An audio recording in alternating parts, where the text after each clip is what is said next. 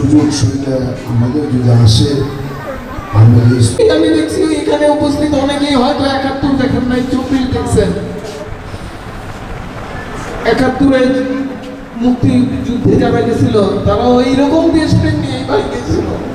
ঘাতকরা এইভাবে তাকে গুলিটা করলো, মাথার মধ্যে গুলিটা লেগে পিছন দিয়ে আমরা যখন পাউডার লাগানোর পরে স্বাভাবিকভাবে হাঁটতে পারি, কৃত্রিম পাড়া দেওয়ার জন্য অনেক বড় উপকার করতে পারি। পাউডার দিচ্ছে আমাদের।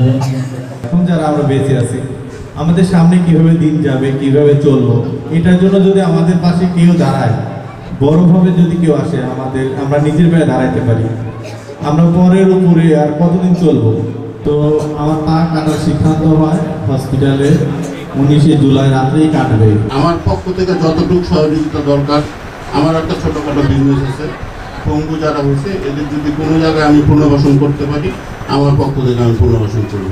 ইন্ডাস্ট্রি আছে, ইন্ডাস্ট্রিতে 10 জন 20 জন করে যদি এদের পুনর্বাসন করে, তাহলে কিন্তু এই পঙ্গু যারা হয়েছে এদের পুনর্বাসন হয়ে যাব, এদের মানুষের কাছে চাইতে দেবো না। আমি পরশুদিনকার উপদেষ্টাদের সাথে কথা বললাম, আপনারা যে বলতেছেন যে এটা দিবেন সেটা দিবেন, আমাদের তো কিছু দিচ্ছেন না।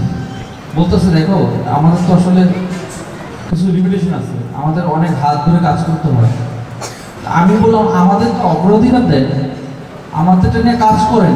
আমাদের যদি আপনার ফান্ডিং না থাকে, আপনার দেশের জনগণকে বলেন, দেশের জনগণ আমাদের জন্য টাকা দিতে প্রস্তুত। তারপর আমাকে অটো রিক্সা কেনার জন্য অনুরোধ করছি।